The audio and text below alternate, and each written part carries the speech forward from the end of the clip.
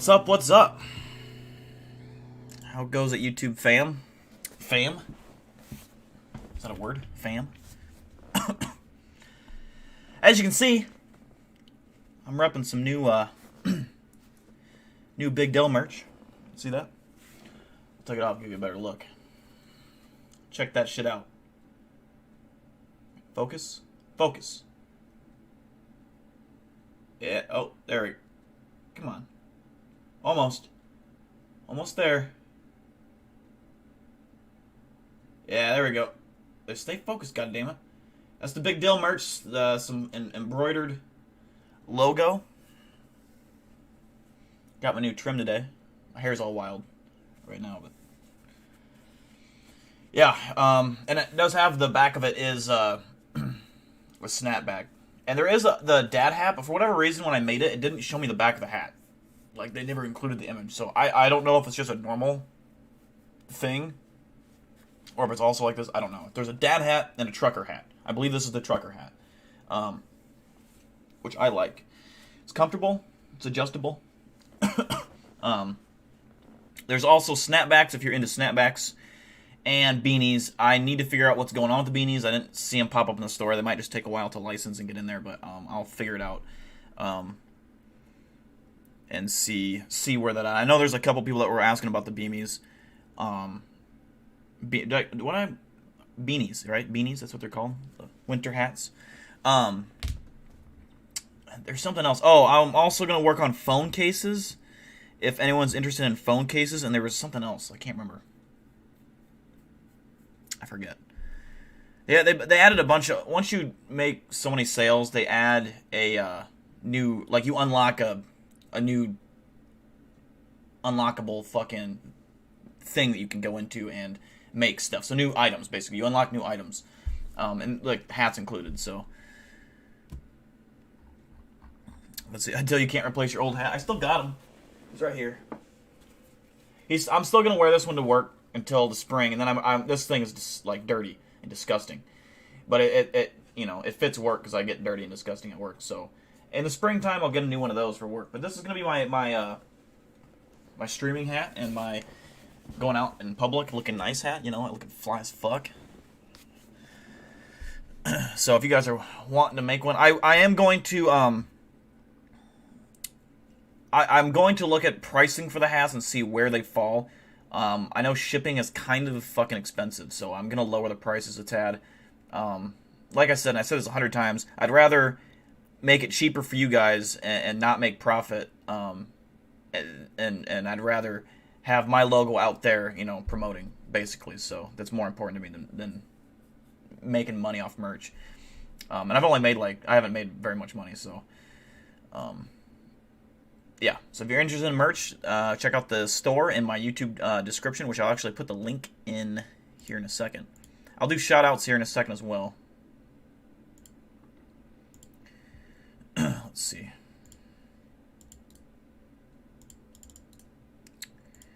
So this is the link to the store, and basically I'll show you quick.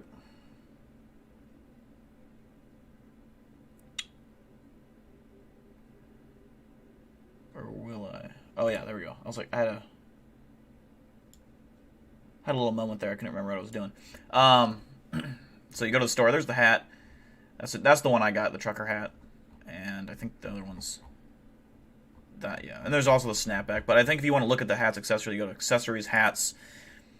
And for whatever reason, the snapback image isn't popping up. So I don't know what the deal with that is. So if you're interested in that, that's where you go to get them. But anyways.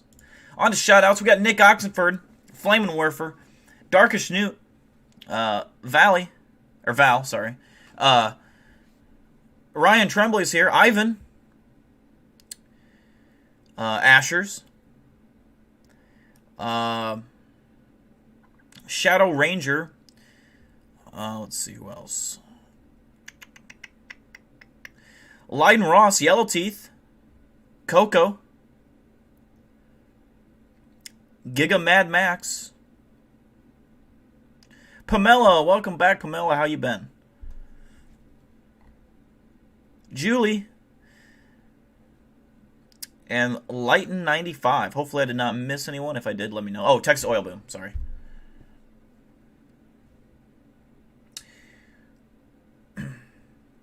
We'll let a few people join in here, and then we'll get into some videos. I got a video queued up. There is no nukes tonight, but I do got a video queued up. 50 cryptids in the world, and they're separated by country or continent, and we're gonna do, I guess country. Some of them are country, some of them are continent. But America, United States cryptids, and see if we recognize all of them. I haven't seen it yet.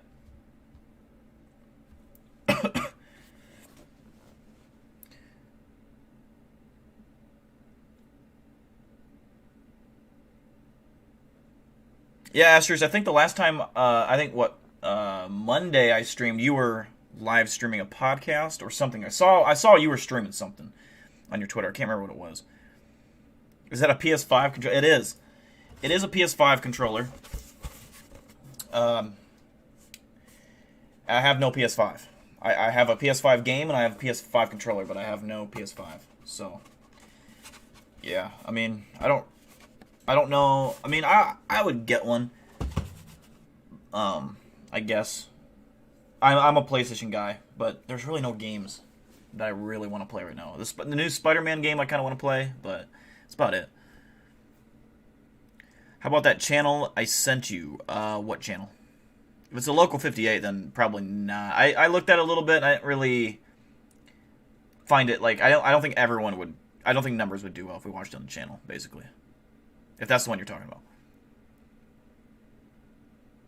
Oh, what's up, Lila?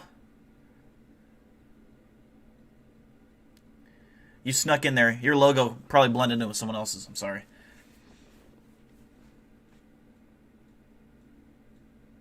Oh, you're on a show every Monday. I got you. Talking about aliens. I saw, yeah, it was about aliens. I like talking about aliens. You know, aliens are cool.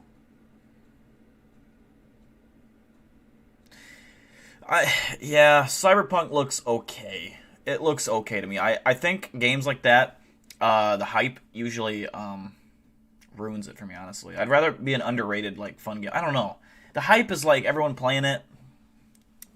It was kind of the same for me, like, with Destiny. Everyone was talking about Destiny when that was a thing, and I played it, and I was like, this game sucks. Shrouded Hand. Was that the channel you were telling me about, Yellow Teeth? Because I think that's what I was going to ask you if you could remember.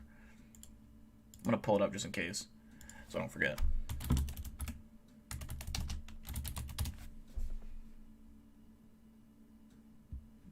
Yeah, that looks like the channel. What's up, Colin Henry? Do you think zombies could ever become a thing? If so, what would be your plan? No, zombies could never be a thing. But if we're talking infected, like basically zombies, a definition of a zombie is a dead, walking dead. Like there's no heartbeat, there's no blood flow. That is a zombie. That is physically not possible. But if we're talking in like air quotations, like zombie / infected, where it's still alive and it it eats people, then yes, then possible. Where the human host is still alive, but the brain is gone, and it's controlled by a parasite where it affects their mind. Then maybe, yeah, I think it's possible. My plan, I don't know. It would all depend. Are they sprinting zombies? Are they walking zombies? If they're sprinting zombies, I'd probably just get really drunk and just let it happen. Because you ain't living for long if they're sprinting. If they're walking zombies, oh, that wouldn't be so bad. I wouldn't be so scared. I would probably waited. I would probably get, I wouldn't go to any public stores to get food. I would wait. I'd wait for people to start getting killed, and then I would go into their homes of dead people and steal their food. I would scavenge. I would not go to a Walmart and load up my cart and run out. No, because that's where people are going to get killed. That's just what my first instinct would be, probably. What do I think about dwarfs? I honestly don't think about them much, honestly. I don't really have a thought on them. I have a thought about gnomes, like gnomes,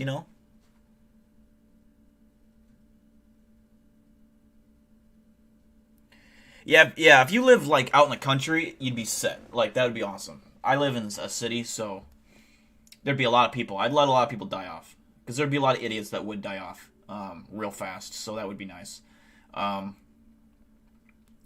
I'd go from there. I'd just play it by ear, really. Just go with the flow. I would likely probably stay in town as long as I could, and then eventually I would get out of town. I would not stay in the city. Either that or I'd go to a more residential neighborhood where it's less people. But yeah, I find a building that I can secure really well. That like you could not break into if you wanted. You need like you would need nothing short of explosives.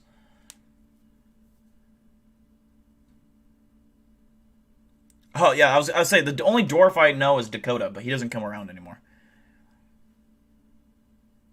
I don't know if any of you remember Dakota from the chat.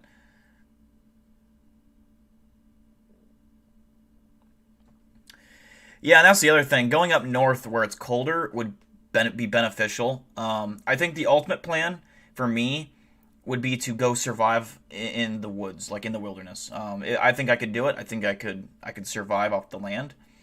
And that's where you're gonna have the lowest population. I would just want to bring like basically why I say I would stay in town as long as I could.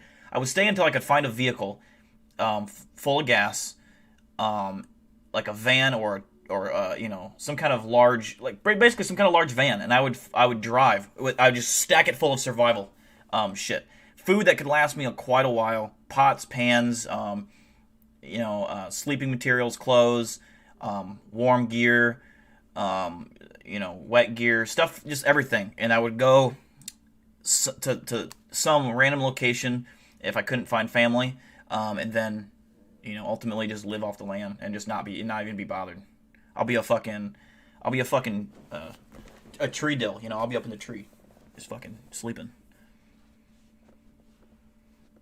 Well, yeah, exactly. If you go up north, the winters would be a problem, though. The winters would be a problem to survive. But if you get a nice enough, camp going, you could survive. If you have a nice enough shelter that can stay warm.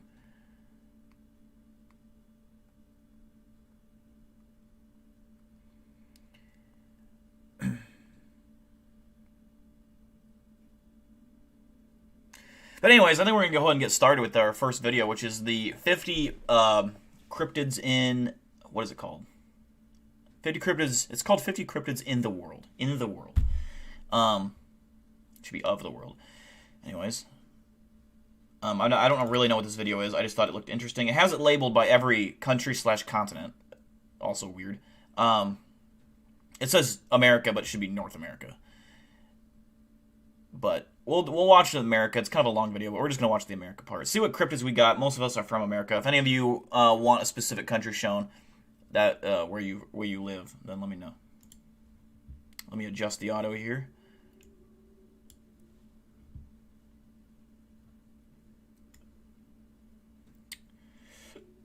All right. What's up, Luke Cool?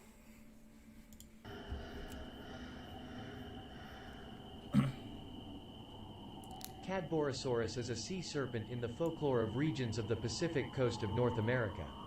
It is said by witnesses to resemble a serpent with vertical coils or humps in tandem behind the horse-like head and long neck. I've never heard of this cryptid. Now, Ryan, this is interesting. Ryan or Ashers, if there is one of these that you've never heard of, I would like to know. I've never heard of this thing or seen it. It's hard to believe a water cryptid would have fur. But it's not. Maybe it's something like an otter or something. I don't know. But I don't know. That's weird. That one don't. With a pair of small elevating front flippers, and either a pair of hind flippers or a pair of large webbed. That picture looks more believable. To form a large fan-like tail region that provides powerful forward propulsion. The carcass of a decomposing basking shark is often mistaken for caddy and has fooled experts and laymen. Canada, Coco? I don't know. Basking shark may also resemble a decomposing plesiosaur. There have been more than 300 claimed there is no sightings Canada during the past 200 years. Bigfoot in Canadian folklore and American folklore is an ape-like creature that inhabits the forests of North America. According to David Daegling, the legends existed before there was a single name for the creature.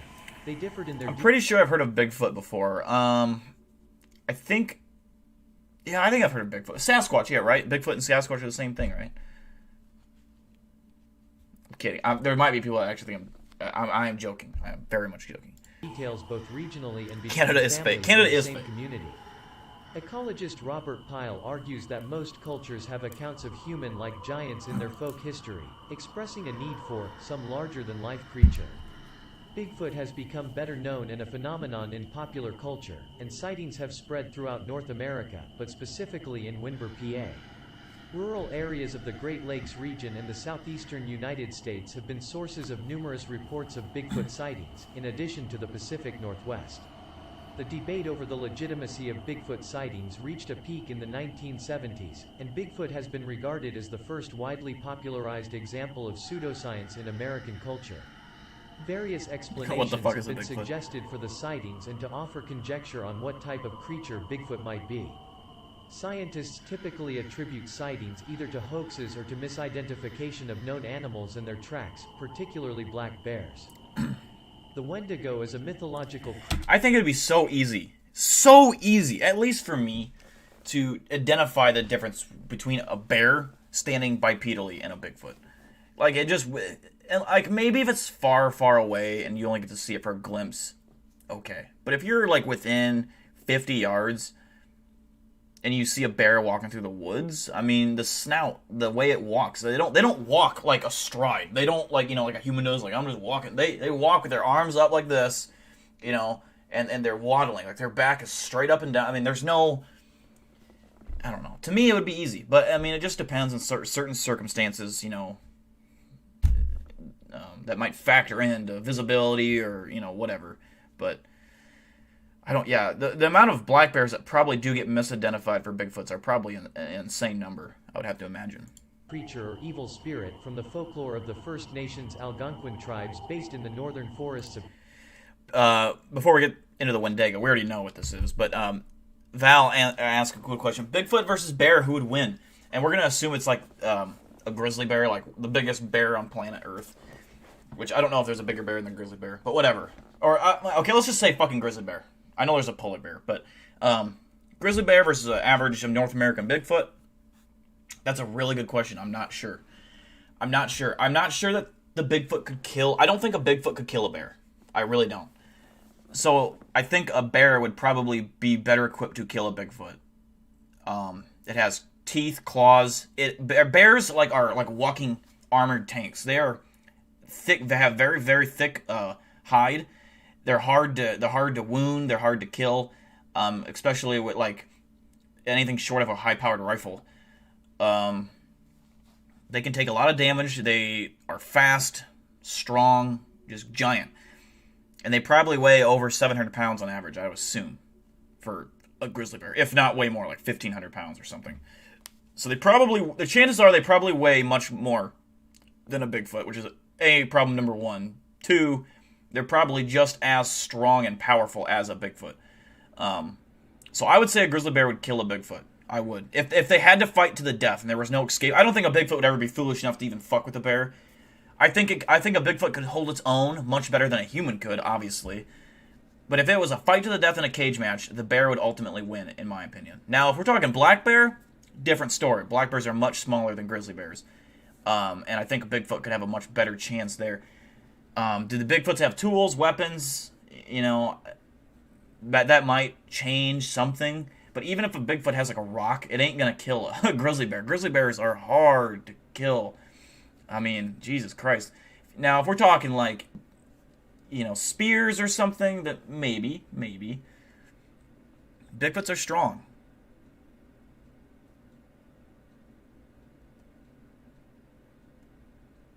Now, if we're talking a koala bear, I think the koala bear would lose to a Bigfoot. I really do. Yeah, but you gotta think, okay, if a Bigfoot and a grizzly bear are fighting, how is the Bigfoot going to kill the bear? How? We're assuming that the Bigfoot has no weapons. It's just bare hands. How? The only possible way it could kill it is choking it out. And I just don't know that I see that happening. Getting around a bear's neck, which is, first of all, very, very large. You know, that's the only way it could happen, is they'd have to choke it out. You know, and a Bigfoot would have probably sharp-ish teeth on their front cane or their front set of teeth. They might have some sharper teeth. Who knows? Kind of like a gorilla, a silverback gorilla. They have sharp teeth. They could bite into stuff. I'm not saying it's impossible for a Bigfoot to win. I would bet the house on a grizzly bear to win that fight.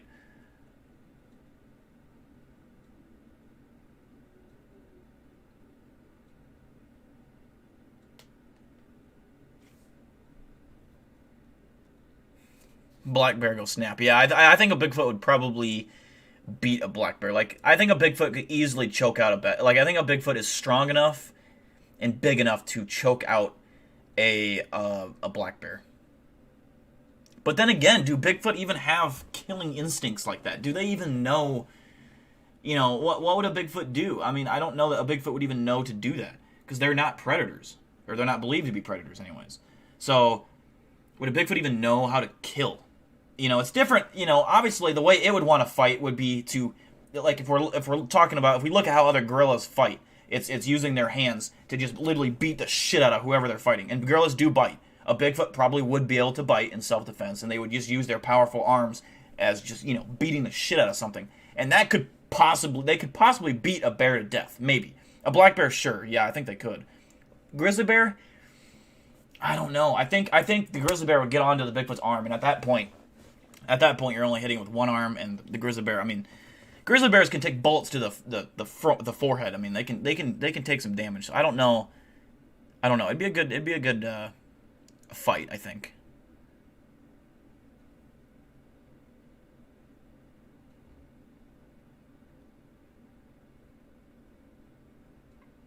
No, a Bigfoot would never. I think Bigfoots are far too intelligent to ever even fuck with any kind of big predator like that. Like, they just know there's no point.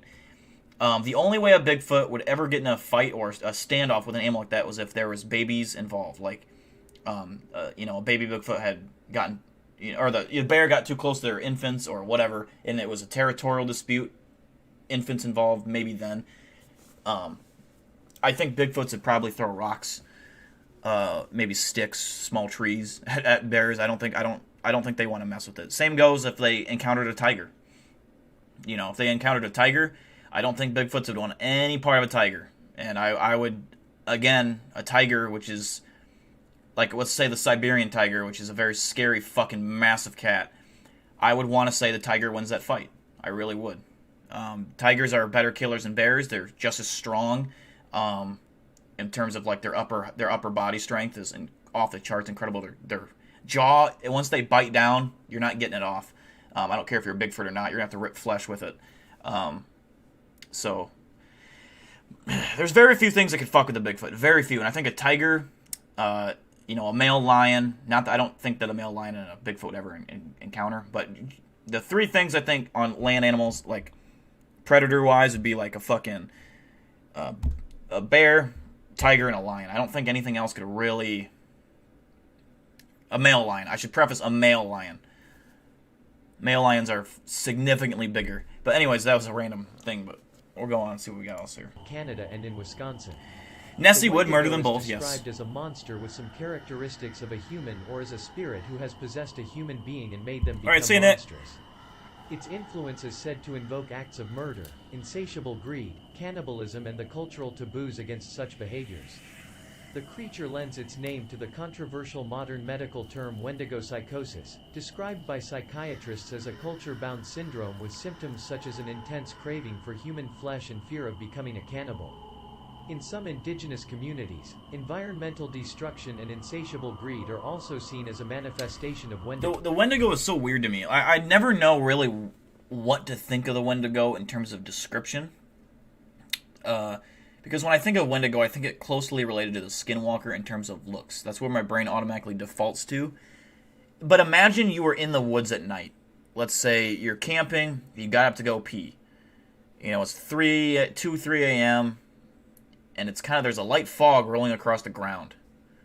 The moon shining down. And all of a sudden, you take a look down the path, and you see this motherfucker dragging like a club, or like a stick, or something. And he's just, like, slowly walking hunched over to you. I mean, that'd be fucked. But I don't know. Wendigos are weird, man. Wendigo psychosis. The Wendigo was gaunt to the point of emaciation, its desiccated skin pulled tightly over its bones. With its bones pushing out against its skin, its complexion the ash gray of death, and its eyes pushed back deep into their sockets, the Wendigo looked like a gaunt skeleton recently disinterred from the grave. What lips it had were tattered and bloody. Unclean and suffering from suppuration of the flesh, the Wendigo gave off a strange and eerie odor of decay and decomposition, of death and corruption. Steller's sea ape is a purported marine mammal, observed by German zoologists. Yeah, so that would, I mean, the scent of decay and death as something's chasing you, and already you're already scared of that thing, would be a horrible way to die. I mean, it'd probably be a quick death. Now here we go, Ryan. Let's say scenario time. Your average dogman against a Wendigo. Who would you pick in that fight? A dogman versus a Wendigo. Let's say either you're going alpha dogman, alpha Wendigo, or average dogman, average Wendigo. We're talking an equal one of each of their respective size on average. Who you taking?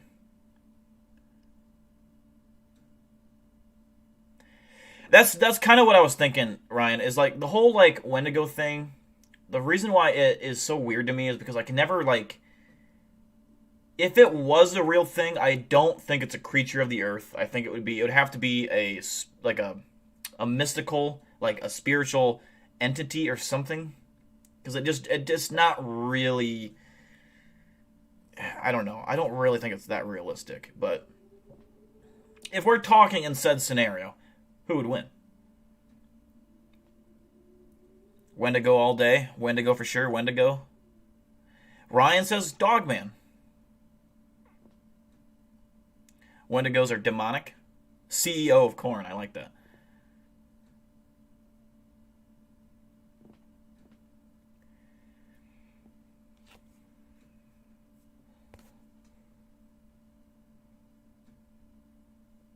We got a couple Dogmans. It would depend on size. Let's say Wendigos are real. How big are they? In comparison, they obviously don't have a lot of muscle if they're decaying.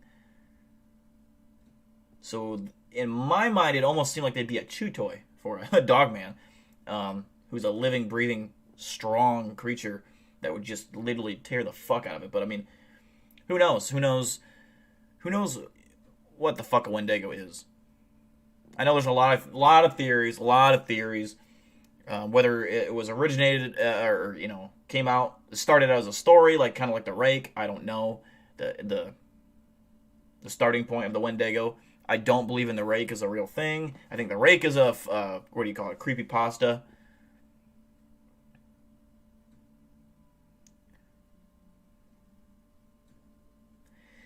Wendigo being 9 to 10 feet tall, that would be pretty big. That'd be pretty big.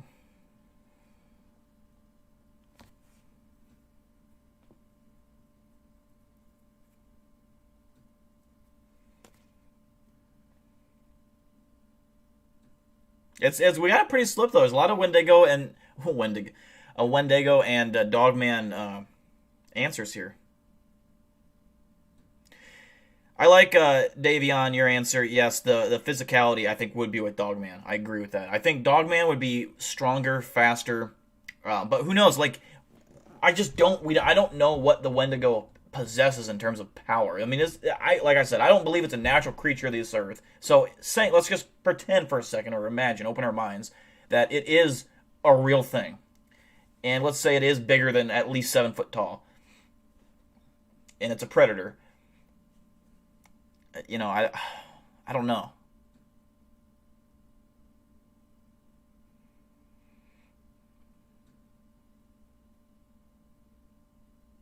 That's true, Val. That is also true. If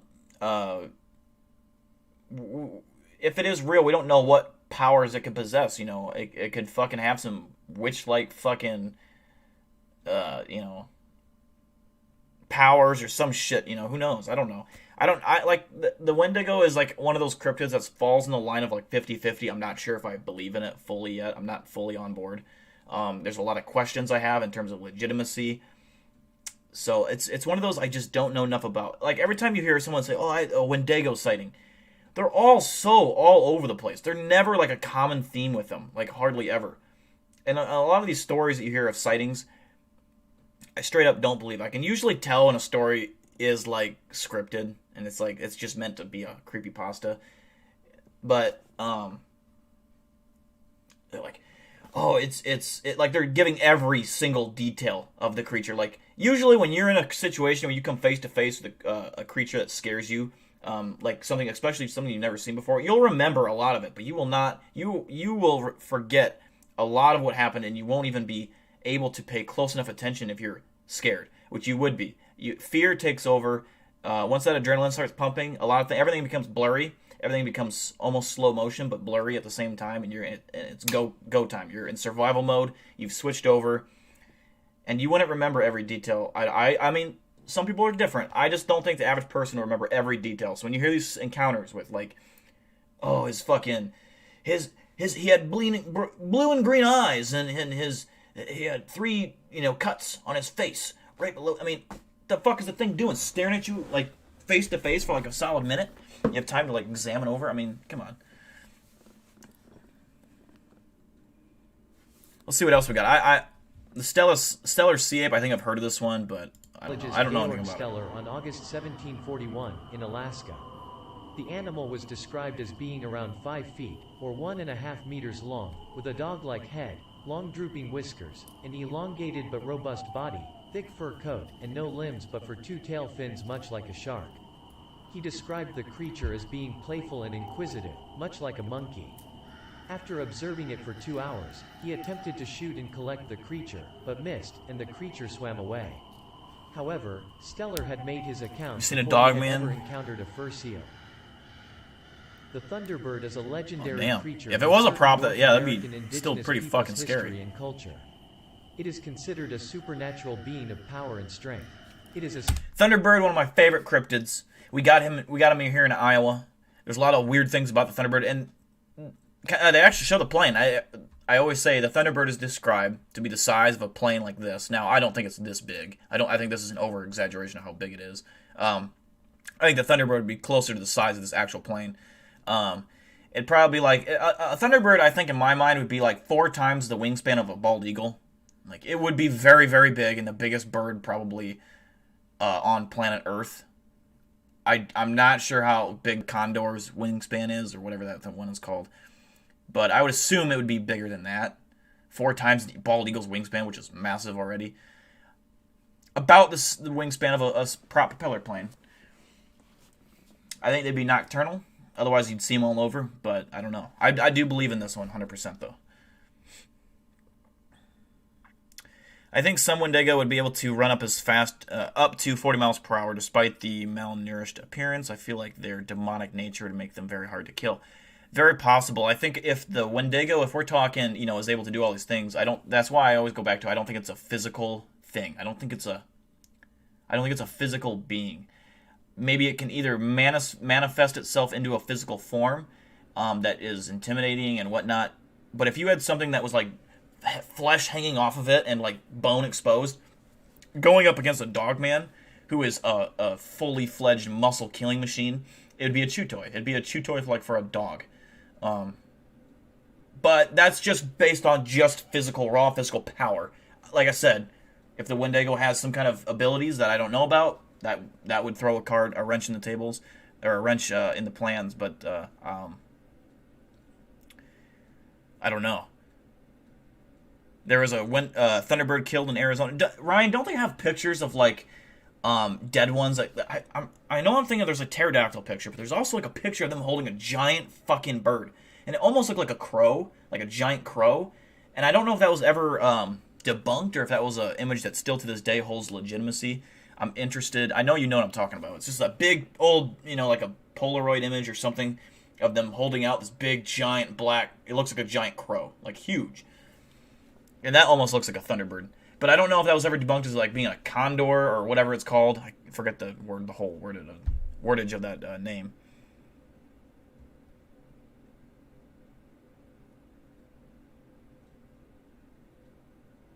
The condor's wingspan is 10.5 feet. So yeah, the Thunderbird's wingspan would be much bigger than that. The bald eagle wingspan actually is is it 5 feet? Or 4 feet? It might be 4 feet. No, it's okay. So the bald eagle wingspan is on average from 6 to 7.5 feet. So the bald eagle isn't much smaller than condor. So yeah, like I said, up to 4 times bigger, I think would be like an appropriate range for the Thunderbird. Probably not even that much, but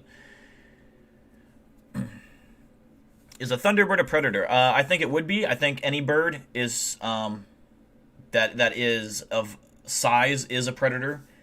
In a way, some birds are scavengers. Like if you're talking about vultures. But I think a Thunderbird, if it was nocturnal, it would absolutely be. If it was a scavenger, I think it would be a bird that you would see flying around during the daytime. Since it would have to be almost have to be nocturnal or likely nocturnal, I think it would be absolutely a predator. I think it would be able to pick up and kill deer. It would be able to it would really be able to kill anything. Like, anything short of a mountain lion that could fuck it up. Even then, I think they could kill probably. Birds are incredibly powerful, especially something that we're talking as the size of a plane. Yeah, definitely a predator in my opinion.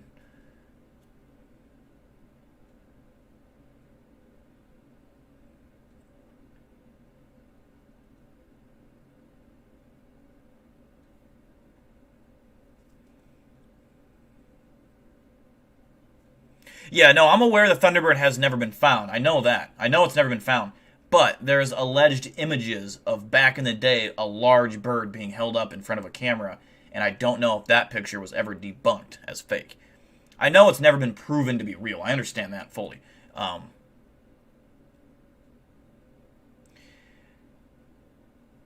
Thunderbirds are a pterosaur. I think they're like an eagle type bird. Yes, I agree. I think they're an eagle type bird. They would be a predator.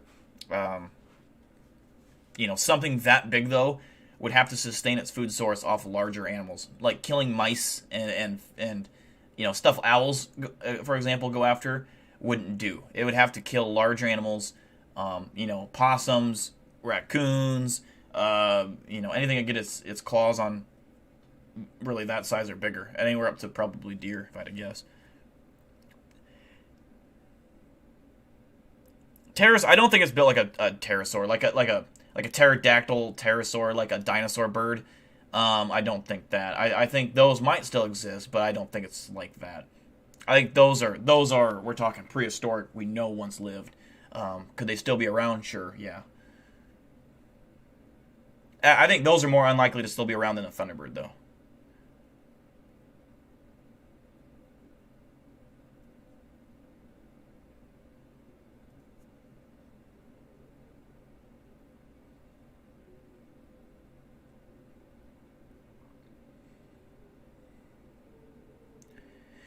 Yeah, the thing about Thunderbirds is like if it say it is, let's say it's big enough, and I'm not sure a Thunderbird is big enough to actually pick up a deer, but I do think it's big enough to kill a deer, potentially. Maybe not a full buck, but I think it could get on top. Like here's the thing that a lot of birds do, right? So a lot of birds will come in like a falcon or an owl, for example. They'll come in with such velocity, they'll hit the prey and stun it, and sometimes kill it, breaking their neck. They'll hit it with such precise precision, right around the upper half towards the head. And most animals that do this, whether they're hitting rabbits, possums, raccoons, they kill it instantly. Like a falcon will swoop in and hit it with such velocity that kills it instantly, and then they eat it right there and then.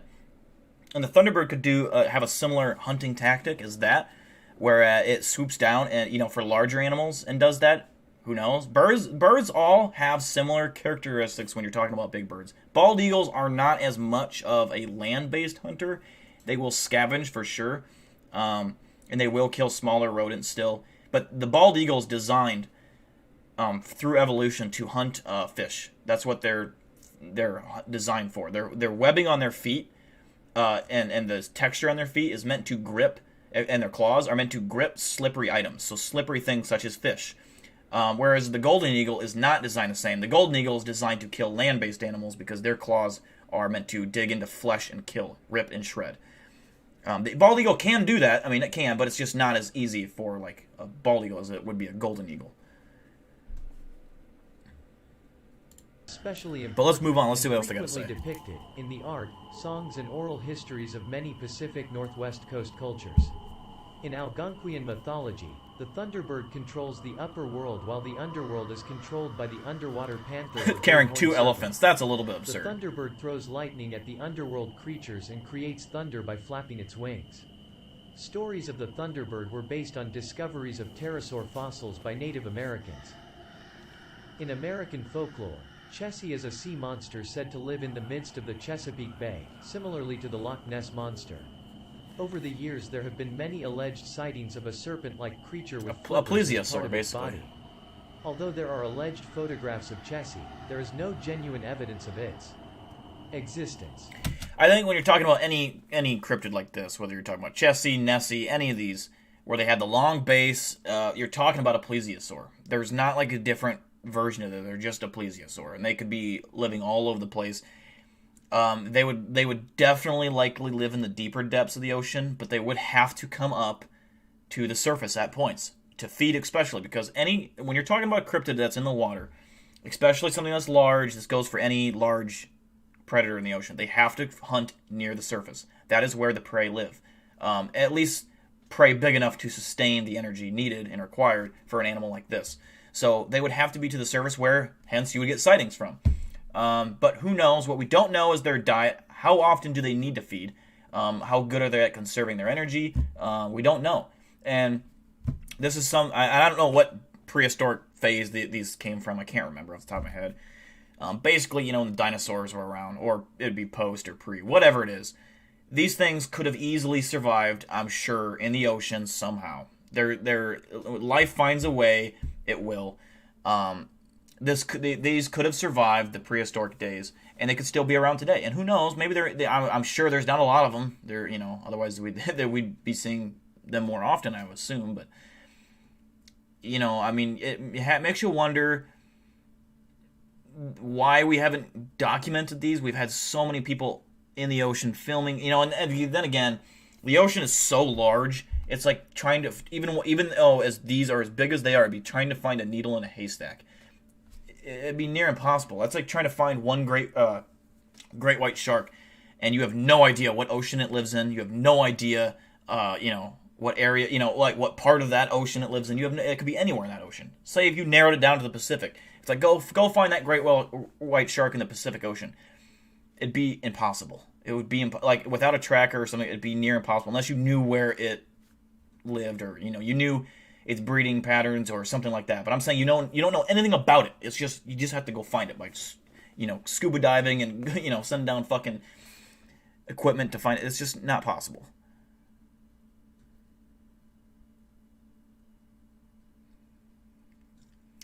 I 100% believe in these types of animals. And when people say that someone has to see it because it has to go to the you have to understand how big the ocean is. The planet Earth is made of 75% ocean. It is huge. It is massive. It is huge. It's so unbelievably big that there is like no one out in the ocean. No one. I mean, like the people that are out in the ocean are so spread out, and like I said, it's a needle in a haystack. You cannot say. You can believe what you want, and that's fine. But you cannot say that it's impossible because we would have seen one by now. Because that just doesn't... I just don't believe in that.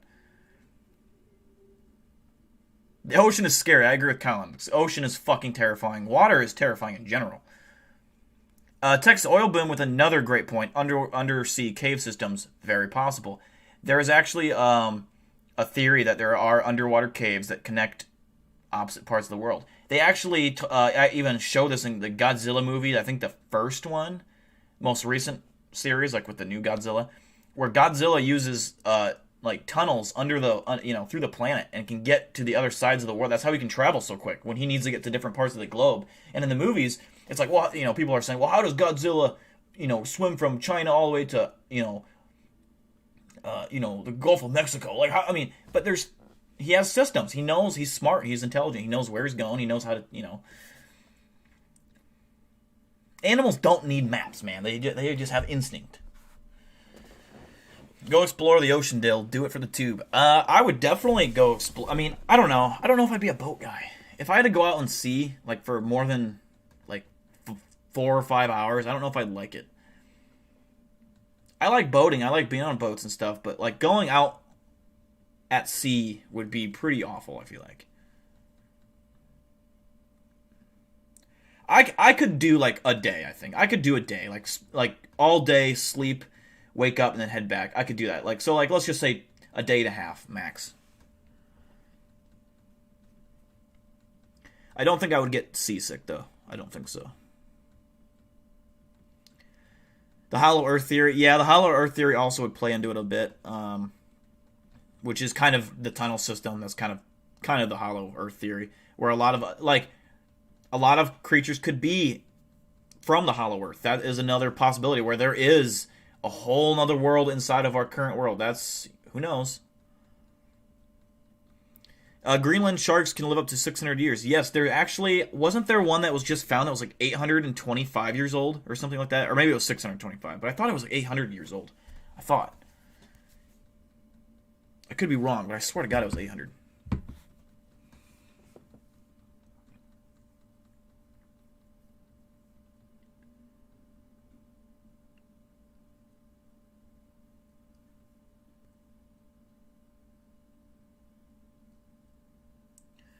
Oceans versus space is just apple to oranges.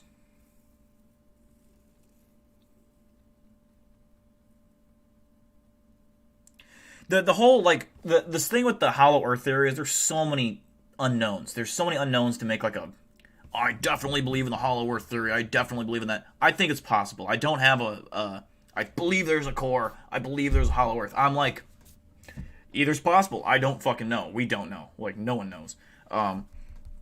I know science can tell you what they want. We have not been there. We have not been anywhere close to the core. We've never close, and we never will. Because we can't drill that far down. So, who knows? I don't know. I don't think that there's a hollow, or where, like, hollow city, like there's a giant, giant skyscrapers and there's aliens flying. I mean, I'm not saying that's impossible either, but I swear to God, I saw like a creature on the side of my eye. It freaked me out. But yeah, let's see what else we got here. At least one report of the monster has been identified as a visiting manatee.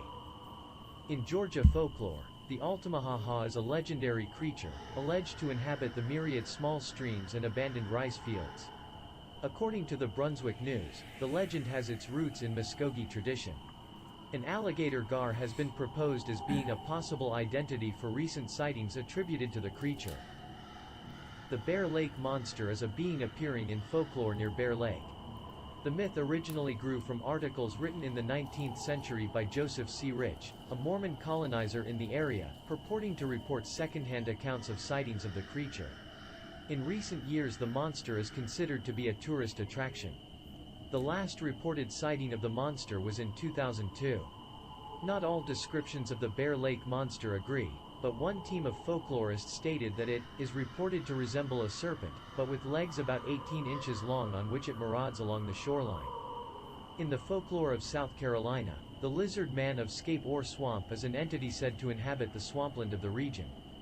First mentioned in the late 1980s, when I think of this, I think of it could possibly be like a fucking motherfucking reptilian. They got caught in its true form, and it's like, well, that'd be interesting. I think if you're seeing a lizard man, you're seeing a fucking reptilian, straight up. I do think that. I think that's alien.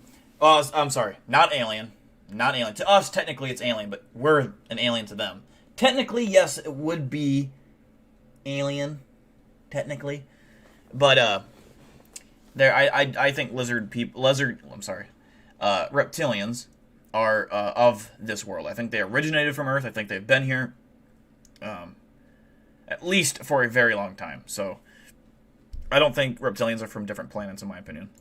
Reported sightings and damage attributed to the creature yielded a significant amount of newspaper, radio, and television publicity.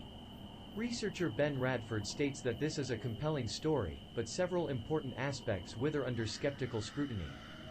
In southern New Jersey and Philadelphia folklore, the Jersey Devil is a legendary creature said to inhabit the Pine Barrens of South Jersey. The creature is often described as a flying biped with hooves, but there are many variations. Ashers, just imagine you're at Point Pleasant, you're enjoying the weekend, and all of a sudden you hear a bang, a clash, thunder, and clouds roll over the town. Everyone's looking up. The wind, a really cold, I mean, we're talking a July, warm July day. A really gusty cold front comes through, and you feel the cold air rush over you. Everyone starts pointing at the sky and looking, oh my God, shouting. You look up, and by God, it's fucking the Jersey Devil propped up on a rooftop, and he's doing his weird ass thing, whatever he does. You know, like a stallion, he's fucking, you know, roaring or whatever. And he swoops down, he starts fucking tossing people up, eating them, killing them, however he does it, doing his thing. And then all of a sudden, other people start pointing to the other direction of the sky, like, oh look, it's Mothman! And then Mothman comes fucking soaring down, right between the crowd of people, and he fucking grabs the Jersey Devil, and they start flying up in the air and doing, you know, combat and fighting each other. And the Jersey Devil puts a hoof through Mothman's chest. Mothman comes flailing down to the ground, crashes right between Asher's feet. She looks down, and he's vomiting up blood. He's coughing up blood. And Asher stabs him in the left eye, just out of impulse, just right in his eyeball. Because she was curious. It looks like he has fly eyes. Like, you know, flies have red eyes. It looks like he has fly eyes, and I wanted to see what it felt like when I put a pen through it. And she does. And he's screaming in pain, saying, why? Why would you do that? And then the Jersey Devil kills everyone else, and Asher's the only one to survive, and she has to live the rest of her life knowing that she killed Mothman.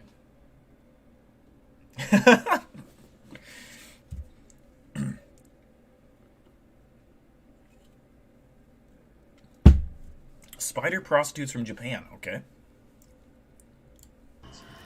The common description is that of a bipedal kangaroo-like or wyvern-like creature with a horse or goat-like head, leathery bat-like wings, horns, small arms with clawed hands, legs with cloven hooves, and a forked tail. It has been reported to move quickly and is often described as emitting a high-pitched, blood-curdling scream. The legend states that Mother Leeds had 12 children and, after finding she was pregnant for the 13th time, cursed the child in frustration, crying that the child would be the devil.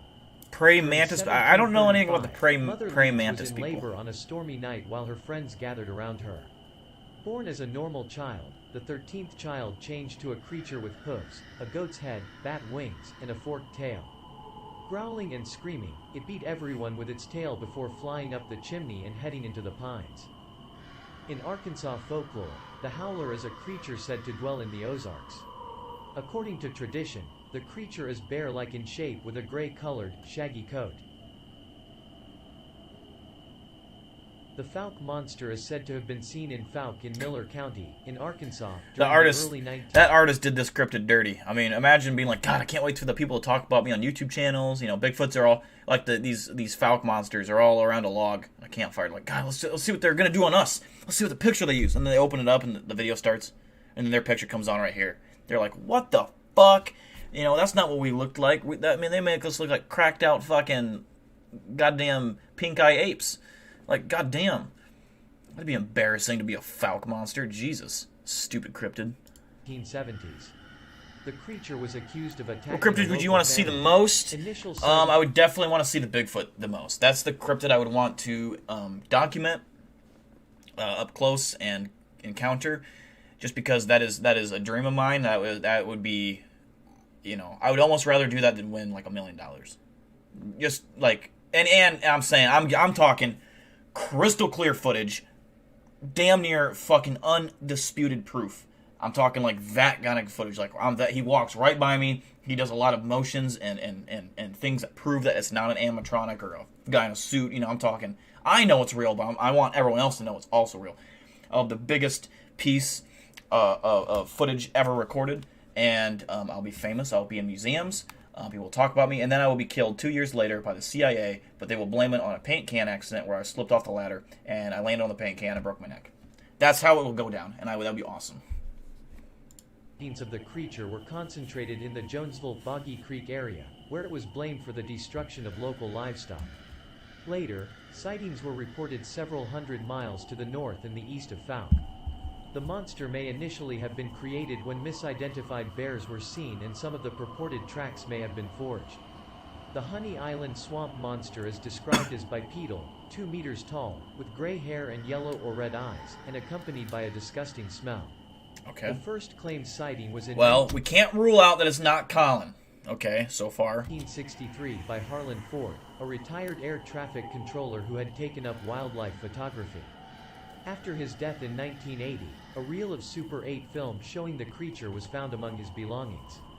The idea of a large, ape-like creature in the area is not without its critics, notably the local ecologist Paul Wagner. That's notable, CEO of Corn. I respect run that. nature tours in the area. Neither they nor their Cajun guide, Robbie Charbonnet, Death by see snoo any evidence for it. The skunk ape is a humanoid creature said to inhabit some southeastern Good US question, states. Lila. The video of this is, or the title of this is 50 cryptids in the world, but it should be 50 cryptids of the world. They just fucked up. The skunk ape, it's a Bigfoot. It's another version of a Bigfoot, in my opinion. It's a subspecies. It might be different in ways, but I think it's ultimately the same thing. Reports from Florida being most In my common. opinion. It is named for its appearance and unpleasant odor. I mean, here we see him frolicking around with a flamingo. Okay. Skunk ape is reported to resemble Are there the flamingos Sasquatch in of the Florida? Pacific Northwest, but is typically shorter in comparison, has long patches of fur on the shoulders and arms similar to an orangutan, there's no and is often is there? described as a Where the mottled, rusty red. Where the fuck do flamingos live? They're in like Africa or shit, aren't they? Do we have flamingos in Florida? Like wild flamingos? There's no way. I've never seen a flamingo. color as opposed to the Sasquatch's brown or black coloration. Sometimes I forget the flamingo is even a real thing. Like, every time I see one, I'm like, oh yeah, that exists. And I don't know why. That's just one of them things. I'm like, oh yeah, I forgot about that thing. Weird ass creature. I mean, what a dumb bird to be. A flamingo. Like, God. I come back, like, alright, you're going to be recreated as a big bird. Like, one of the big birds. I'm like, oh, fuck yeah, I want to be an eagle, a hawk, you know, even a fucking owl for all I care. And then they're like, alright, you are a, let me check, just glasses. You're a flamingo. Fuck! You know, I'd be pissed. COVID-19 pandemic. Several Florida They live in Africa. businesses Okay, I thought they and lived in skunk Africa for apes sure. reported foul smell, I don't know giving why incentive Florida- to remain at a distance and evasive nature to promote social distancing. The Dover demon is a creature reportedly sighted in the town of Dover, in Massachusetts on April 1977. 17-year-old William Bill Bartlett, Mike Mazzocca and Andy Brody claimed that while driving, he saw a large-eyed creature, with tendril-like fingers, and glowing eyes on top of a broken stone wall on Farm Street in Dover. The teenagers all drew sketches of the alleged creature. Bartlett wrote on his sketch, "I swear on a stack of Bibles that I saw this creature." Some suggested That that the picture on the creature right may is have so been fake. a bull or a moose calf. Police told You've heard the all these so far, Associated Ashers? Press that creatures I assume reported Ryan by has the as well. Teenagers were probably nothing more than a school What's up, vacation Evolution? host. Did you know flamingos go to salt On November islands to 19th breed and leave before the salt mills? I did not know that. I'm actually not educated on the flamingos at all. I know that they're weird. I don't know what they fucking do. I really don't know what their purpose in life is. Yeah, flamingos are weird. Here we go. Asher's favorite cryptid, the Mothman. 66. 5 men who were digging a grave at a cemetery near Clendenin, in West Virginia, claimed to have seen a man-like figure fly low from the trees over their heads. This is often identified as the first known sighting of what became known as the Mothman. During the next few days, other people reported similar sightings. 2 volunteer firemen who saw it said it was a large bird with red eyes. After the December 1967 collapse of the Silver Bridge and the death of 46 people, the incident gave rise to the legend and connected the Mothman sightings to the bridge collapse. Folklorist Jan Harold Brunvand notes that Mothman has been widely covered in the popular press, some claiming sightings connected with UFOs, and others claiming that a military storage site was Mothman's home. He notes that recountings of the 1966-67 Mothman reports usually state that at least 100 people saw Mothman, with many more afraid. I always like this image right here. Mothman, like, standing in front of a car, speeding down the highway. Like, what they don't show you is 2 frames later, you just see the fucking car rolling over the Mothman, and in a scene later after that, the Mothman's, like, tangled up in a pile of bloody bones and flesh mangled. Like, hey, stop! You know, and then just gets hit. I mean, what a tragic end. You know, don't stand in front of, don't go on the road, Mothman. You're not even safe. Afraid to report their sightings, but observed that written sources for such stories consisted of Dross did a children's video books on or me, but I couldn't understand it because it was all sensationalized Spanish. or undocumented accounts that fail to quote identifiable persons. Alright, Colin, thanks for tuning in, buddy. Common among many Mothman reports and much older folk tales, suggesting that something real may have What's up, triggered Inquisitor? scares and became woven with existing folklore. The chupacabra is a legendary creature in the folklore of parts of the Americas, with its first purported sightings reported in Puerto Rico in 1995. The name comes from the animal's reported vampirism. The chupacabra is said to attack and drink the blood of livestock, including goats. Physical descriptions of the creature vary. It is purportedly a heavy creature the size of a small bear, with a row of spines reaching from the neck to the base of the tail. Eyewitness sightings have been claimed in Puerto Rico, and have since been reported as far north as Maine, as far south as Chile, and even outside the Americas and countries. Many of the reports have been disregarded as uncorroborated or lacking evidence. Sightings in northern Mexico and the southern United States have been verified as canids afflicted by mange. According to biologists and wildlife management officials, the chupacabra is an urban legend. The minhasau is a creature from Brazilian folklore that is variously claimed to be a large fish or to resemble a worm measuring 20 to 50 or even to 80 meters. The minhasau was described to European explorers and naturalists in the 19th century by locals in Brazil. French naturalist Augustin Saint-Hilaire described in December 1846 accounts of the minhasau in the Padre Aranda and Faya lakes, with claims that they lived in the lakes and had often dragged horses and horned cattle under the water. The minhasau has been blamed, without sightings, for damage to local roads and the appearance of deep trenches that appear after long spells of rainy weather. Claims of a rumbling sound I will always be glad I am not the creature on the right, because that straight up looks like a penis, I'm just saying. Like thunder, accompanying its movement, led to suggestions that the minhasau was simply being used as an explanation for seismic activity in the area. This rumbling sound was also claimed to presage a period of rainy weather. In Brazilian folklore, never heard of that one. The Mapingari is a I've heard of this one. I think the reason I've heard of this one is because we've done all those cryptid quizzes. I've heard of this for sure. I don't know anything about it. Live in the Amazon What's up, Sarah's? Depictions of the Mapingari vary. Sometimes it is described as a hairy humanoid cyclops, while others claim it to be similar to the giant ground sloth, an animal extinct for thousands of years, what but the which some fuck believe is the that thing? Mapingari It's a to be cyclops a with memory the of. fucking giant ass mouth on its stomach. I mean, what? I don't believe in that. This is not real. I just don't think that. I mean, that is just bizarre. I mean, okay, I shouldn't say that. If it is real, it's not from this fucking planet. That would have to be an alien, which definitely could be possible. Often said to have a gaping mouth on its abdomen. I just don't see. I don't see how logistically that would work. Why would you need it on your abdomen? Weird. But then again, you have to think. I have to pull myself back sometimes. It's like, okay, but think a second. That makes no sense to us. But what if from a different universe, a different galaxy, on a different planet, that is efficient in some way? They have a different body type, different body structure. It's possible. You know, maybe they came here to visit, and someone got a sneak peek at it, and they were like, that thing has a mouth on its stomach. I mean, what the fuck? You know, definitely possible. But I don't believe that is from this planet. I do not strongly believe that.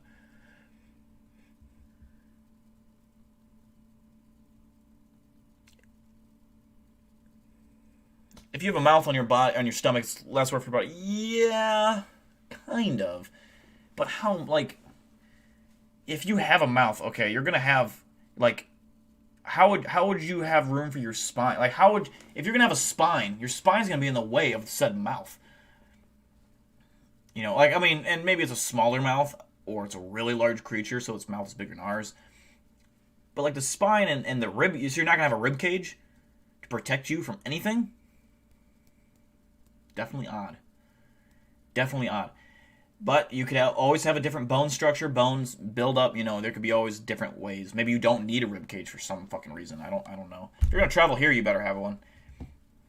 All right, because if I come landing some body shots, you know, because I cryptid training, it's rigorous. You know,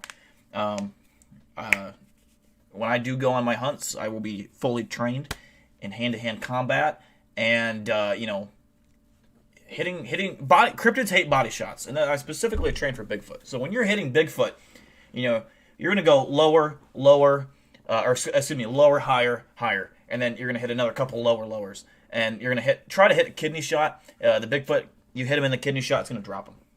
You're gonna drop him. But the ribs are what protect him from me punching straight into his heart and stopping it.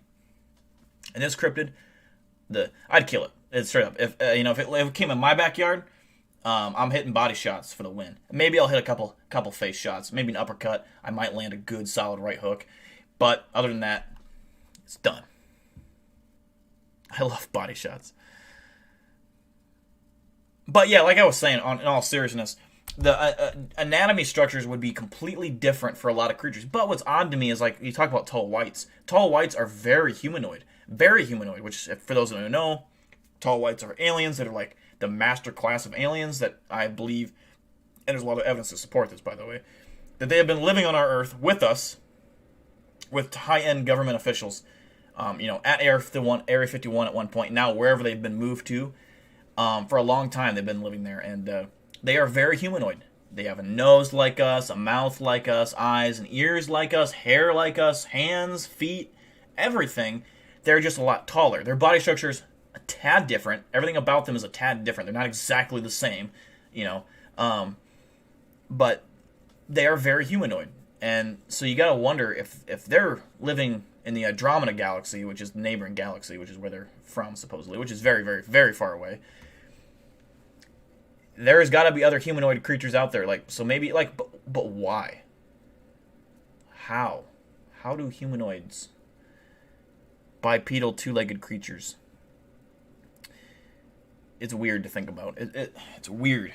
It's something my brain just can't wrap around yet. How do all these different creatures look kind of the same? Why not? I mean, I'm sure we have a lot of different looking creatures. We have little. Look at Monsters Incorporated, that movie, how they have all the fucking different, or something like that, for example. I'm sure there's tons of races. Or even, if you watched any of the Star Wars movies or the Avengers movies, and how different planets and different, galaxies have different, creatures. I'm sure that, can you imagine, for some fucking reason, you get picked up by a spaceship and they take you somewhere. Different planet. You get off the spaceship and there are talking Jar Jar Binkses running around. You know how big of a mindfuck that would be? And somehow in the movies they all speak English. English is the universal language. But just imagine, for example, they did speak English. And that wasn't the thing that weirded you out. What weirded you out is that they're just so normal but have such weird fucking looks. Oh, weird. I think about this stuff. What's up, Coltana?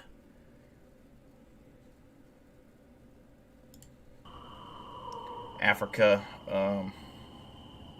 Congamados are large pterosaur-like cryptid living in semi-tropical regions of Africa. It resembles a pastiche of folkloric flying monsters. Its name means breaker of boats or overturner exactly, of boats, Texas oil boom. As the Congamados are said to have capsized the canoes of natives and attacked people who ventured too close to the nearby rivers. It is interesting to note that a good portion of modern Congamado sightings happen in a prime birdwatching site, and yet birdwatchers never report anything, indicating that Congamado may in fact be a case of mistaken identity. In the late 19th and early 20th centuries, European explorers ventured into the jungles of West Africa and found dozens of undiscovered species like the bongo and the okapi. Along with confirmed species, they also brought back tales of bizarre beasts that they learned of only through African legends or brief glimpses along the shores of steamy jungle rivers. There are dozens such creatures, but the dingonik takes the prize as the weirdest of them. It is said to be a carnivore that can choose to hunt or devour nearly whatever it wants, save for elephants. This is because of it having tusks that are over a meter long and being so large, ferocious and aggressive that even large bull hippos fall prey to it. In East African folklore, the Nandi bear is a creature said to live in East Africa. It takes its name from the Nandi people. That literally looks like a all-black version of a honey badger, which would be scary. That would be very scary. People who live in western Kenya, in the area the Nandi bear is reported from. Descriptions of the Nandi bear are of a ferocious, powerfully built carnivore with high front shoulders and a sloping back. Stories of the... Now the one on the right there looks like a wolverine. Which, did you know, I watched a documentary, I like honey badger, if I had to list 5 of my top 5 favorite animals in the world, the tiger, honey badger, and the orca would all be in my top 5 for sure. I wouldn't even have to think about it, I know those are my top 5. But I got to looking at, did you know how big wolverines actually are?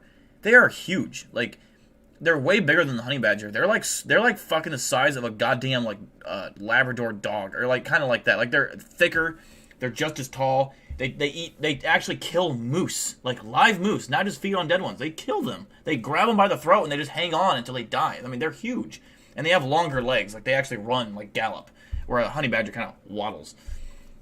Very scary animal. They kind of look like that in a way. They got a tail, but they kind of look like that. Nandi bears state that it is fierce, nocturnal, stands on its hind legs, and can kill animals. There is no scientific evidence that the Nandi bear exists. Alleged sightings are suggested to be misidentification of known species. The Emila ntouka is a cryptid reported from across west-central Africa, described as a hairless elephant-sized animal with a crocodile-like tail and a large horn on its nose. Lucian Blancu first proposed the theory that the Emila That thing looks like a descendant of the Triceratops. ntouka could be an unknown species of large, semi-aquatic forest rhinoceros. It leaves tracks very similar to those of a rhinoceros, with 3 toes or claw marks, except they are the size of an elephant's tracks. What's up, Grinch? Despite How you its doing, buddy? herbivorous diet, it is also said to be very aggressive and foul-tempered, killing elephants, buffaloes, and hippopotami which wander into its territory by tearing, stabbing, and puncturing them with its horn. In Congo River Basin mythology, Mekele Mbembe is a water-dwelling entity, sometimes described as a living creature, sometimes as a spirit. During the early 20th century, descriptions of the entity increasingly I've never heard of this public one. fascination Well, with dinosaurs, Mbembe sounds including familiar, but aspects the of Mekele... particular dinosaur species now known among scientists to be incorrect. I'm sure I've The heard about entity it. Don't became increasingly ring a bell. described alongside a number of purported living dinosaurs in Africa. Over time, the entity became a point of focus in particular among adherents of the pseudoscience of cryptozoology, and young Earth creationism, You as well, resulting Grinch. in numerous expeditions led by cryptozoologists and Keep up the funded good by young videos, Earth by the way. I like the creationists and renditions. groups with the aim of finding evidence that invalidates scientific Or the consensus regarding evolution. Whatever you call it, the Paleontologist renditions, I Donald think. Is that the Prothero right word? remarks that the quest for Mekele Mbembe is part of the effort by creationists to overthrow the theory of evolution and teaching of science by any means possible. I've heard of the theory of like African dinosaurs, and I've heard of like the dinosaurs in the Amazon rainforest. Something that big, like a long neck fucking dinosaur. In Africa, I'm not so sure. In the rainforest, maybe, because it's only so much, a small percent of it has been explored. But something like that, God, I don't know, man. I don't know. Something like that wouldn't be able to really get into really dense locations in the forest if it's big, like they're showing it. It would have to be more. It would graze more in open areas, kind of like how elephants do. They're not that much different in terms of, behavior. A large animal like that would never want to be in like a tight, close quarter jungle with tree, like, you know what I mean? It just wouldn't be ideal for it, especially if they're young. That'd be a death trap for the young. So if they were breeding and stuff like that, they'd like open areas, which would make it easier to spot and make it a lot easier to spot. So I don't know about that. Additionally, Prothero observes that the only people looking for Mekele Mbembe are Congos? creationist ministers, not wildlife biologists.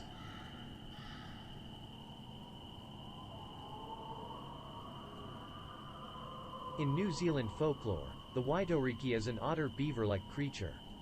It is usually described as a small otter-like animal that lives in the South Island of New Zealand. There are many theories on the Waidoriki's true identity, such as it being an otter, beaver or pinniped. Evidence for the existence of the Waidoriki is mainly based on sporadic accounts of an unidentified amphibious animal in the country's South Island spanning well over 200 years. The Waidoriki would be most remarkable if it exists, due to the fact that New Zealand is one of the few significant land masses on Earth. What's interesting about this, wasn't the platypus discovered in like the late 90s or early 2000s or something like that? Maybe it was the 80s. I don't know. It was recent, like in terms of like when it was discovered. Something like this could definitely exist, and when it, it's not like it's some mythical creature. It's just a guy. He's just out there swimming around, doing his thing, playing on rocks, eating fish. That could totally exist. I could see that. To have no recent native land mammals. The bunyip is a creature of Aboriginal mythology. It lives in swamps, riverbeds and waterholes all over Australia. Aborigines used to tell tales of creatures that stalked the waterways and ate any prey item that come close, and the creatures had developed a taste for people, mostly children. Many of the modern sightings A creature that's not a random weird-looking monster. I mean, facts. Come from Australian people come in a wide variety of descriptions. One of the first recorded accounts of the bunyip 1789? Really? When James Meehan and explorer Hamilton Hume both found Why was I thinking it was so much more recent? Bathurst, located in New South Wales of Australia. They described the creature similar to a manatee or a hippopotamus. It is believed the bunyip could also be a surviving diprotodon. Yowie is a fanged humanoid marsupial. The Australian Bigfoot. Featured in Aboriginal mythology. It is considered to be the Australian Bigfoot, and contain many primate-like features, possibly indicating that it is an undiscovered species of great ape or prehistoric human. The Yowie is described as being one of the most aggressive Sasquatch species, and has been reported tearing heads off of kangaroos and dogs. It has been seen attacking humans as well. Some cryptozoologists theorize that the Yowie could be some form of... Could be what? It could be what? Anyways, he's speaking gibberish at the end there. But the Yowie, if it could rip off the head of a fucking kangaroo, I don't know if you've ever seen a kangaroo up close, like the male ones. They're jacked as fuck. Like, they're strong ass animals. Like, Jesus Christ, a kangaroo could easily kill you with one kick. They are very powerful creatures. So to even get close to a kangaroo, let alone rip its head off, is impressive. Impressive showing of strength.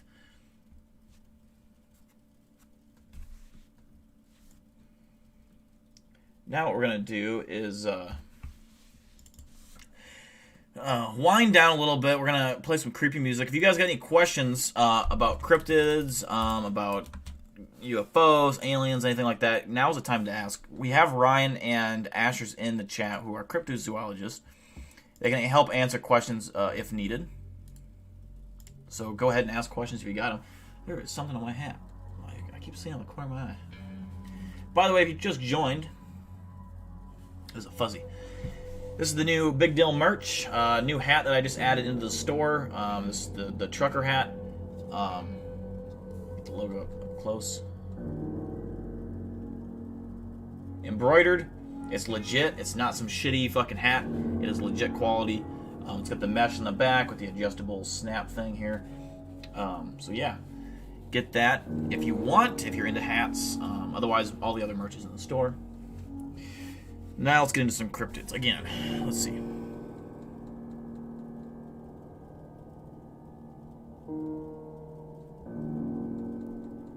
Ryan might be a cryptid, we don't know. Ryan could be. I could see that, honestly.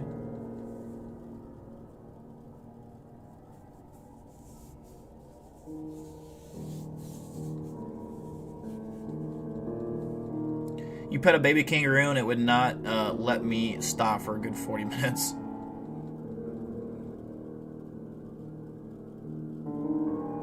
I keep forgetting to play Shrouded Hand. Fuck, I'm sorry. We will get to Shrouded Hand. Let me subscribe to him. I have his channel right here pulled up. I totally forgot about it. We'll get to it. Just keep reminding me about it, Yellow Teeth, and I promise we'll get to it. I'll try to give it a look and find a few videos that look entertaining for the stream. What are your thoughts on the Bigfoot and UFO connections? I think it's plausible. I think when you're talking Bigfoot, I personally believe that Bigfoot is a creature natural to the earth. I think he's been here since evolution.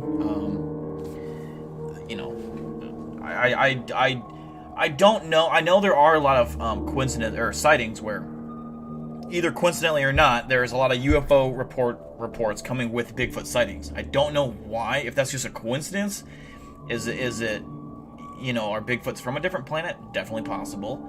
I don't know. I don't know why.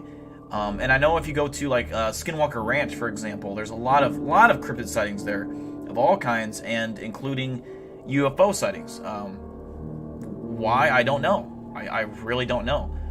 Could it be that somehow and I believe that we've reversed engineered alien technology? And Bob Lazar even said this. He worked on this project and took his friends out to watch humans test flight these crafts around. And so now, today in 2021, I believe that we know how to not only reverse engineer their technology, but fly it very well. At least on our planet. I don't know about space travel. I'm sure we've taken them out in space and flown them around, I'm sure. But, you know, maybe we've also learned how to track these cryptids. Maybe our government, some branch of government, or some form of higher top secret agency or something, whoever's in charge of it, knows all about cryptids. They know everything about them, and they document them quite often. And maybe just it so happens that when they do that, you know, that's the UFO sighting. I don't know. There's a lot of possibilities that could play into it. It's an interesting question, though.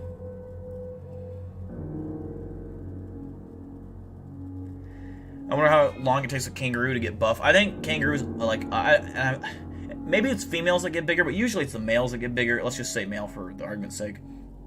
I think they just naturally are strong. Like, they just get that ripped once they get to a certain age in their prime. They just get that ripped. Not all get, you know, super big. Sometimes there's the, you know, some get bigger than others, but I don't think they, like, it'll take, you know, once they get to their prime, they're all ripped, you know, compared to a human.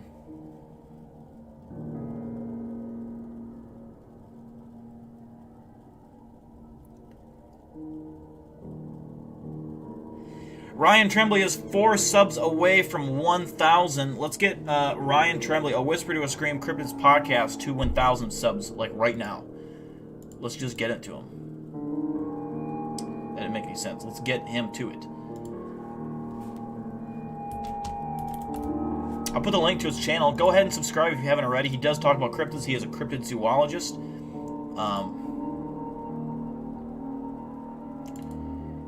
He just started his channel. He's been doing stuff for a long time, but he just started a new channel, and he has 2 videos up, so go and check him out.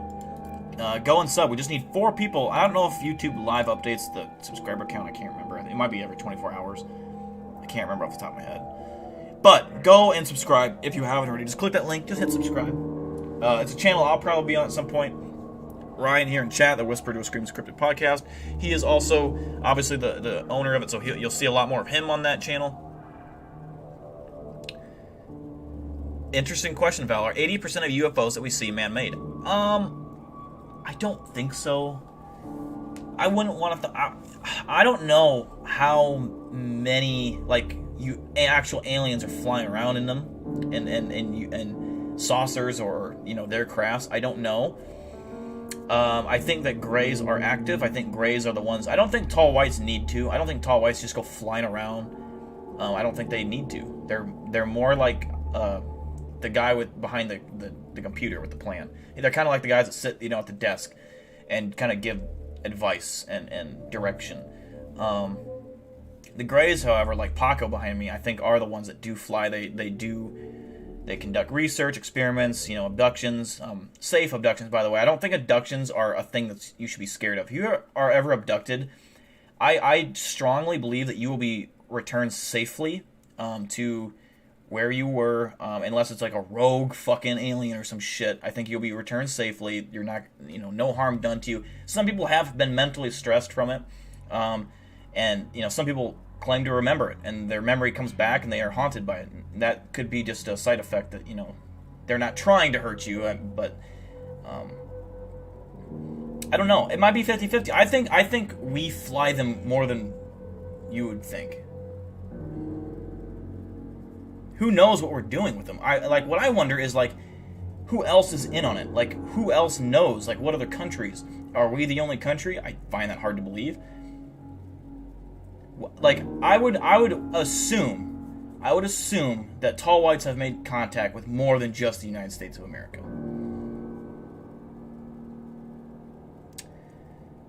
Look out behind me. Oh, for a creature that might be lurking behind me, would it be a shame if I pulled out my combat stick with a taser equipped on it and beat the shit out of him right now?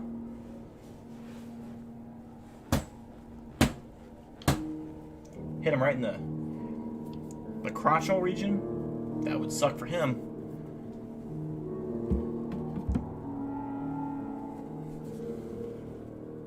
What do you make of the violent abductions? Which ones are behind those? See, now that always plays into the thing. Okay, so if the people get a description of the alien and they're describing it as your typical, small gray alien Paco, I don't know why they would do a violent abduction where they're, torturing humans.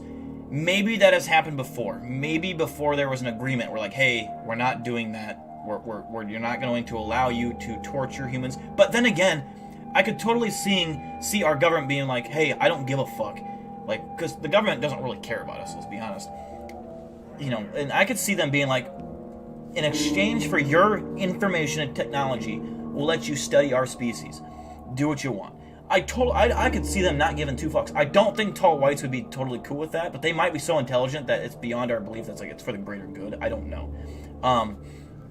Again, there's a lot of factors that could play into that. Could it be a different alien species? I don't think that an unwanted alien species can fly into our Earth's atmosphere and start abducting people without the tall whites knowing about it. I think they would know, and they would be on it. I think the tall whites could fucking murder and annihilate any threat that from another planet that came to Earth. I think we're actually safer now than, I wouldn't say safer, but like from intergalactical threats, I think the tall whites could keep us, for the most part, safe.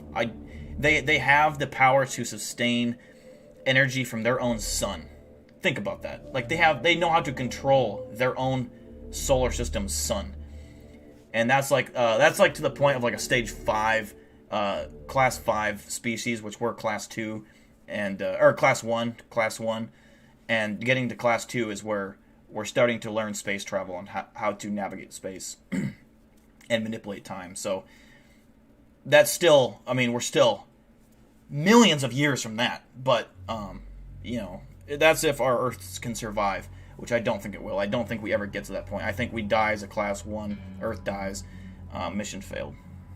They have said that most planets don't survive it. Most planets wither and die because they cannot get over they can't get over their own self-interest, find peace, unite as one race. We will always be divided by race, religion, and politics. Always. Because we are not intelligent enough to just see the bigger picture.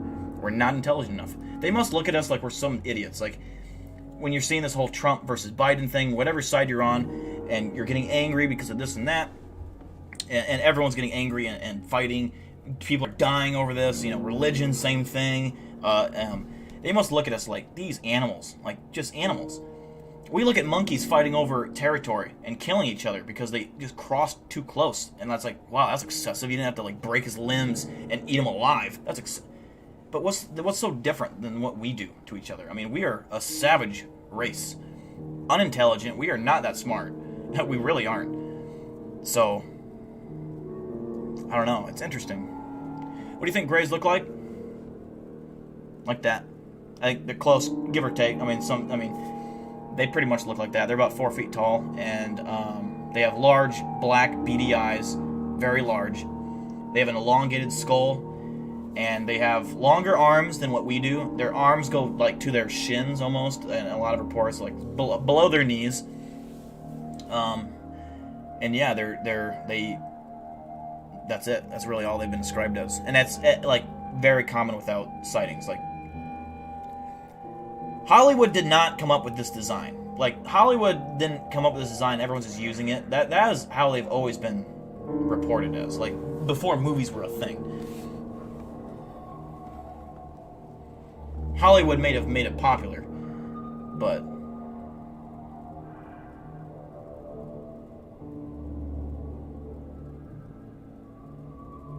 I'm a tentacle alien. If I was a tentacle alien, I would get all the ladies. Alright, YLT, thanks for tuning in. Appreciate you, brother.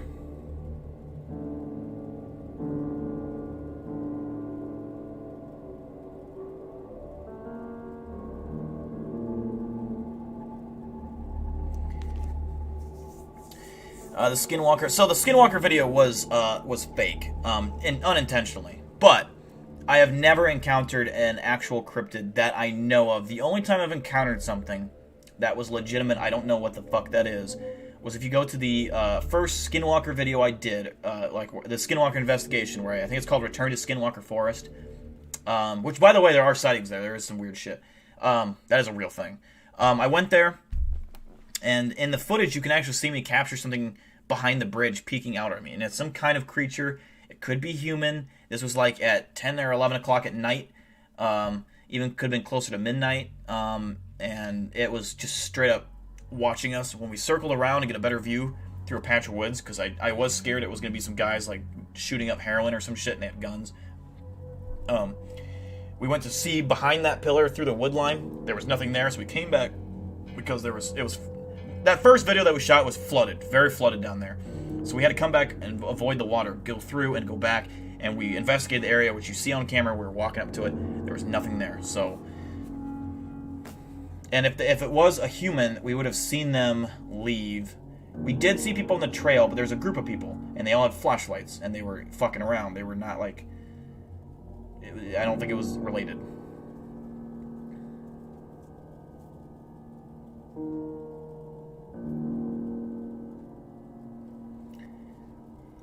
The skinwalker scream in that backyard was, no, it was not. Not mine. I mean, I don't know about the other ones, but mine was not. Mine was a joke recorded for a friend, and then it accidentally went viral, and here I am. But in that video, the eye shine you see from the tree, that is real. I don't know what I captured there. That was real. And the fact that was weird about that is when I put that in, I was drunk when I made that video. Their eye shine, the second you hear that scream, there's a eye shine in the tree that I'm aiming at, and it goes down. That's 100% legit. I do not know what could even do that. I don't know what the fuck that was. But yeah. But the whole story was something climbing that fence and knocking over the trash cans. All that in my neighbor's yard, or my friend's yard, is real. That's a real thing. Oh, I'm not sure what was screaming, to be honest with you. I don't know what the sound was. Alright, guys, I'm also going to be heading out. Again, we'll be streaming again Monday. Let me put some links in, though, before you guys go. If you are interested in merch, I'll put that link down there again. Let's see here. So this is going to be the link for the merch, if you're interested in that. I did make the prices as low as I could go. The shipping and handling is pretty pricey. It's like $15 on some items. So I'm glad I did lower the price. I actually bought this own hat. I got it for free, but still had to pay shipping and handling. So maybe they just got me on that. I don't know. I haven't bought anything. I get like all my shit for free. Well, not all of it, but I get a certain amount of items for free. But I still have to pay the shipping and handling.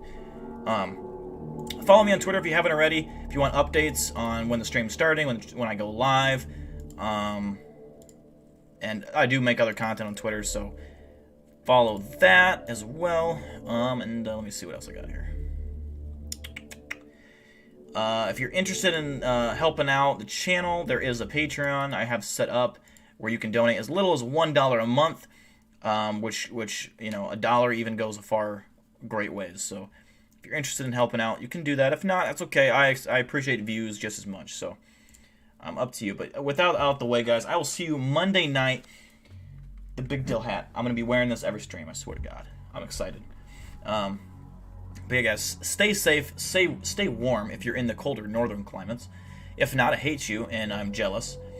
But yeah, COVID vaccines coming soon to your boy, so I shouldn't get COVID. I'm gonna get the vaccine. So hopefully you guys can stay safe as well. I look forward to seeing you again soon. Peace out. Take care.